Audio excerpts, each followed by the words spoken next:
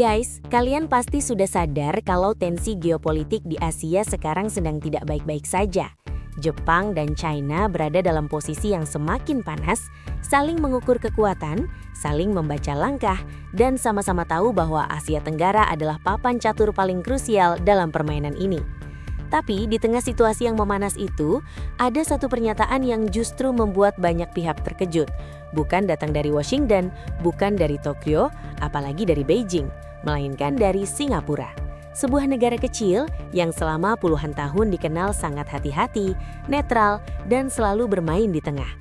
Namun di forum Bloomberg, Perdana Menteri Singapura Lawrence Wong justru secara terbuka menyebut Jepang sebagai kekuatan paling dipercaya di Asia Tenggara. Bukan sekedar mitra, bukan sekedar teman, tapi penopang stabilitas kawasan. Kalimat ini bukan kalimat biasa. Ini adalah sinyal politik tingkat tinggi. Singapura bukan negara yang asal bicara. Setiap kalimat yang keluar dari mulut pemimpinnya adalah hasil perhitungan matang. Karena itu, pernyataan Lawrence Wong langsung memicu badai reaksi. Media-media di Beijing dan Hong Kong merespons keras. Pejabat China menyindir, mengkritik, bahkan menuduh Singapura sedang bermain api. Padahal semua orang tahu, China adalah salah satu mitra dagang terbesar Singapura. Hubungan ekonomi kedua negara sangat dalam dan saling bergantung. Maka pertanyaannya sederhana tapi sangat penting. Kenapa Singapura berani? Kenapa negara yang selama ini terkenal sebagai penyeimbang tiba-tiba condong terang-terangan ke Jepang? Apakah ini soal ideologi? Apakah ini soal keamanan? Atau justru ada sesuatu yang jauh lebih mendasar? Jawabannya bukan ideologi, bukan juga sekadar geopolitik. Jawabannya adalah survival. Singapura sedang berada dalam fase yang sangat berat.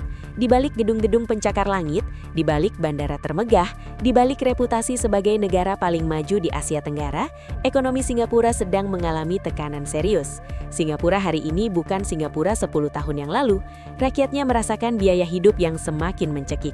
Lapangan kerja bagi warga lokal semakin sempit. Kompetisi semakin brutal. Stres masyarakat melonjak tajam. 8 dari 10 warga Singapura kini hidup dalam tekanan psikologis yang tinggi. Penyebabnya jelas, biaya hidup, ketidakpastian masa depan, dan masalah finansial pribadi. Krisis ini terlihat sangat nyata di sektor F&B. Ribuan restoran dan bisnis makanan tutup dalam kurun waktu singkat. Setiap bulan, ratusan usaha gulung tikar. Bayangkan sebuah negara dengan luas yang tidak jauh berbeda dengan Jakarta, tapi kehilangan ratusan restoran setiap bulan. Dampaknya pasti terasa di mana-mana. Lapangan kerja hilang, daya beli melemah, rantai ekonomi lokal terputus. Dan ini belum termasuk gelombang PHK di sektor-sektor strategis. Perusahaan besar, nama-nama global memangkas karyawan dalam jumlah signifikan. Puluhan ribu posisi kerja lenyap hanya dalam 1 tahun. Ini bukan krisis kecil, ini adalah sinyal bahaya. Masalah Singapura tidak berhenti di situ. Harga properti di negara ini sudah berada di level yang nyaris tidak masuk akal. Rata-rata harga rumah mencapai ratusan ribu dolar Singapura. Akibatnya, meskipun penduduknya hanya sekitar 5 juta jiwa, ratusan ribu orang masih tidak memiliki rumah. Tekanan hidup di Singapura sangat berbeda dengan Indonesia.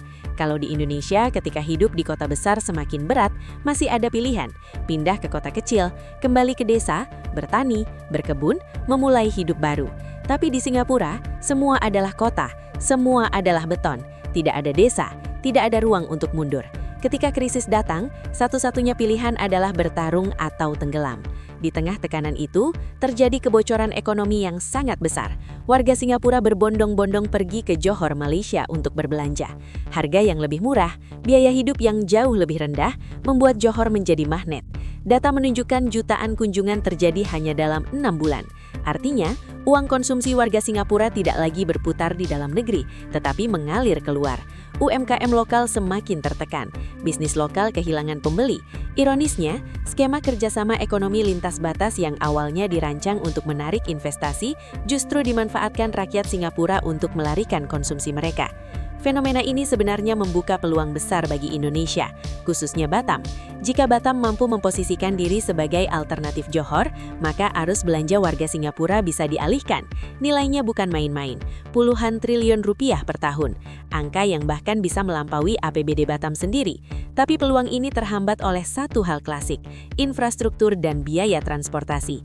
Harga feri Singapura Batam masih terlalu mahal dan tidak kompetitif. Selama masalah ini tidak dibenahi, peluang emas itu akan terus lewat di depan mata tanpa bisa diraih.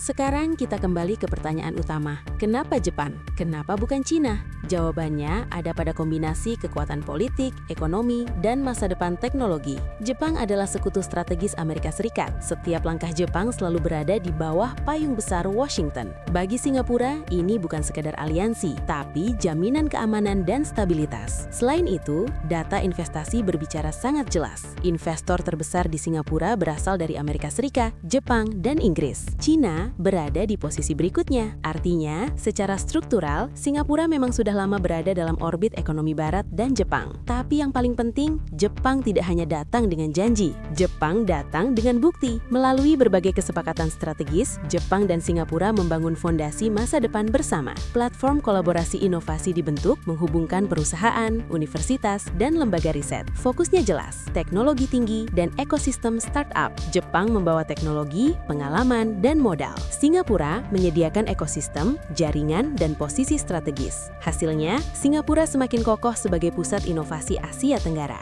Lebih jauh lagi, kerjasama ini menyentuh sektor paling krusial di masa depan, yaitu energi hijau. Dunia sedang bergerak menuju hidrogen dan amonia. Singapura sadar betul bahwa mereka tidak punya sumber daya alam, maka satu-satunya cara bertahan adalah menjadi pusat distribusi, teknologi, dan inovasi. Melalui koridor pelayaran hijau dengan Jepang, Singapura membangun infrastruktur energi masa depan. Perusahaan-perusahaan raksasa Jepang terlibat langsung, membawa teknologi dan investasi. Ini bukan proyek jangka pendek, ini adalah taruhan puluhan tahun ke depan. Potensi ekonominya luar biasa. Permintaan global terhadap amonia diproyeksikan melonjak drastis. Singapura menargetkan porsi signifikan dari pasar ini. Jika target tercapai, nilainya bisa mencapai ratusan triliun rupiah per tahun. Angka yang cukup untuk menopang ekonomi negara kecil tanpa sumber daya alam. Inilah cara Singapura bertahan. Bukan dengan populisme, bukan dengan retorika, tapi dengan visi jangka panjang dan eksekusi tanpa ragu. Di titik ini, kita bisa memahami kenapa Lawrence Wong berani mengambil resiko diplomatik. Lebih baik dicaci Cina hari ini daripada melihat ekonomi negaranya runtuh perlahan dari dalam. Singapura memilih jalan yang pahit tapi rasional. Mereka sadar betul bahwa dunia tidak menunggu. Siapa yang lambat beradaptasi akan tertinggal.